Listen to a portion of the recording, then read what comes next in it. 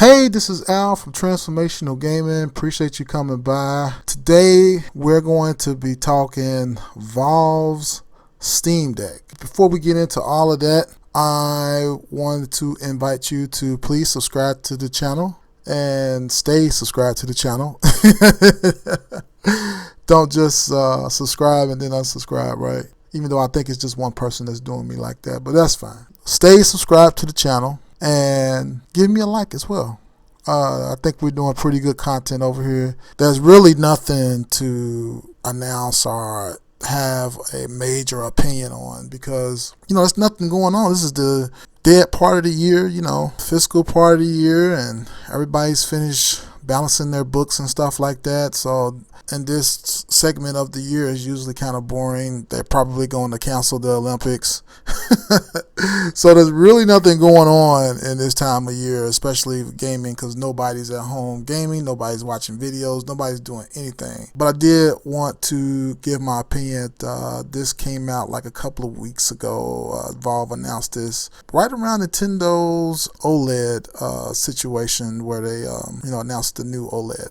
So I just wanted to get in and talk to you about this and give my thoughts on it. And I really wanted to start out by talking about some of the things that I seen on Digital Foundry, actually, because they came out with their thoughts about it. And I usually wait until I hear from them just so I can make sure that I got all the facts straight and stuff like that. Because it's not just that I think Digital Foundry is probably the gold standard, and they are, but I usually try to make sure that I got all the facts and stuff like that, because you look at stuff like IGN and GameSpot, and you don't know necessarily all of the specs and stuff like that for this machine, so they're not going to give you that information. I want to make sure that I have a keen sense on what's going on and deliver you the information the best that I know it, and have a strong opinion on it, because that's what my thoughts on are about. So, getting into the console, or the handheld, or whatever you want to call it, I think it's a good idea for the most part. I'm not going to slam it. I'm not going to say that this is something that should not exist. I just don't think I would buy something like this. And the reason is because, I don't know what to do with this. It doesn't necessarily have a market, at least in this house. That's not something my girls would play. And I got a PC myself that is probably, about 10 times as powerful as that machine. And that machine starts off at $400 all the way up to $600. As far as the SKUs are concerned, and really it just doesn't have a market in my house. And the reason why it doesn't have a market is because one could say, all right, if you're on vacation or something like that, it's a nice to have. You can maybe hook up to a monitor in a hotel or something like that and key away, right? But the problem with that is that for what it doesn't make sense. So, for example, Valve has all these games, all right, and some of them are some games require a lot of resources, all right, and then there's some games that don't require a lot of resources, right, that are very easy to run. The problem is that Valve is going to give you access to all those games, not just the handheld version of the games. They're going to give you access to all those games. And I just have a hard time believing that this device can run every single game that's on the Steam app or the Steam platform. And the reason why I say this is because, again, I was watching Digital Foundry, and I don't know exactly how accurate this is, but they was looking up some specs, and one thing that they noticed and that does pop out is that this thing only uses 15 watts. And so, listen, I understand how efficient the architecture is for the CPUs made by AMD and all of the bells and whistles that comes with the GPU. But let's not kid ourselves here. I mean, this thing isn't that much powerful than the Switch. Now, it's powerful. It's about 2 or 3 times more powerful than the Switch. But really, you're not going to be able to play a lot of games that's on the Steam. So, for example, Control. It's going to boot up, okay? Control's going to boot up, but at what price? I don't want to play Control 15 frames per second, or let's just say on average it runs 24 or 30 frames per second. But when I wind up my Magic or whatever, right, that the all those effects and stuff like that, that stuff takes power, man. I mean, it takes resources to do it, and 15 watts is not going to cut it. Especially, I mean, that's for the whole APU. I mean, it's not like you know, it's not, it's a situation where they're trying to make basically Xbox Series X out of this thing capability wise, but the Xbox Series S is basically outputting what, 80, maybe 80 to like 200 watts or something like that. I forget the TDP on it, but I mean, this is about 10 to 15 times what is given on the Steam's platform. So I'm not sure if I can play like most of the games, and I'm not saying none of them will boot up, but I don't care how much of that FSR you using, which is some of the videos I've been seeing. That's what they're doing to mitigate some of the power overhead, is to use FSR. The problem with FSR is that it may work for this, but you're going to be losing a lot of detail. And when you lose that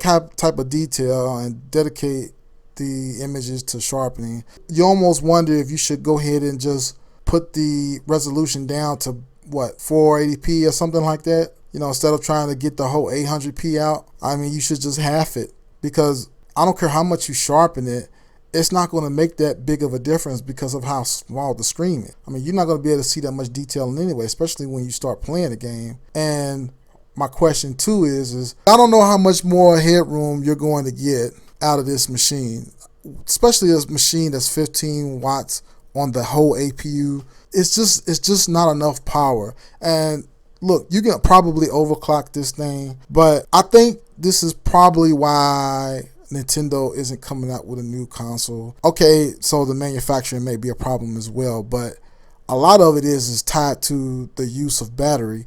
Like, there's gotta be a way we can get more out of these batteries than 15 watts for the APU without having it drain within 30 minutes. Because honestly, myself, I thought battery technology was a lot more further along than what they're advertising here. I mean, I almost wish that when you plug this thing up, it takes off the cap and allows you to run as fast as you want, and then it have you as a user able to adjust the cap on the total wattage coming from the battery.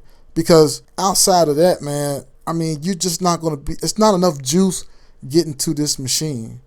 And I get this is a, you know, low voltage machinery, okay? But these are PC games, man. These are not Nintendo games that's specialized for Nintendo. These are PC rigged performing games.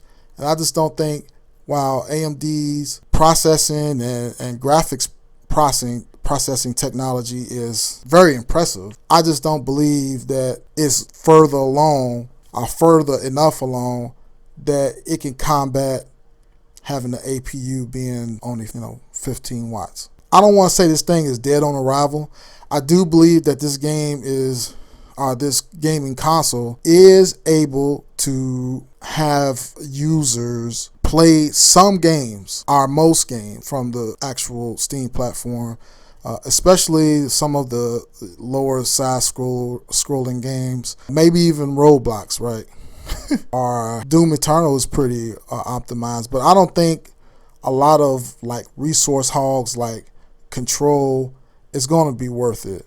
You know, they advertising all these games like Death Stranding. I don't know. You're probably going to need an upper tier type of solution for the actual hard drive so that you can get more bandwidth from there. If the API is able to allocate and use the hard drive in that way. I don't know how these games are developed, but I think for the most part, when they had development in mind, they had it for the PCs.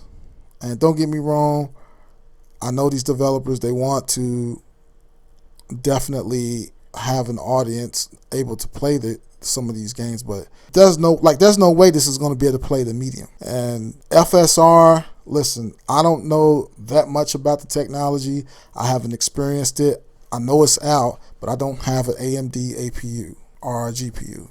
So I'm not necessarily sure about the performance increase. I've heard that it does increase it dramatically, but there's no way, like they say in basketball, you can't teach height.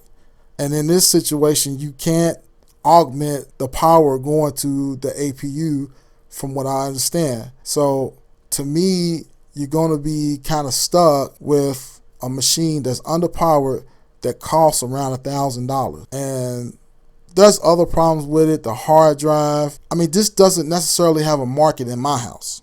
Now, I didn't say out there in the ethos. I'm talking about in my house. There's no market for it. Nobody's going to play it. Like I said, I mean, I would like on vacation to be able to play, but I can take my Switch for that. I just don't believe that this is the answer. You gotta have better battery technology. I'm kind of convinced that there is better battery technology out there. It's just that it's going to increase the actual size of the unit, and it's probably going to increase the actual cost of the unit. So they probably use a worse technology that's already out there. But 64 gigabytes, that's not going to work. 256, nowadays that's just 2 games. If that, that's like 200 gigabytes. Anyway, I've rambled on long enough. If you like the content, tell me what y'all think about the Steam Deck. Is it going to be a great console for you? Does it have a place in your house? Let me know. And until next time, the truth shall set you free.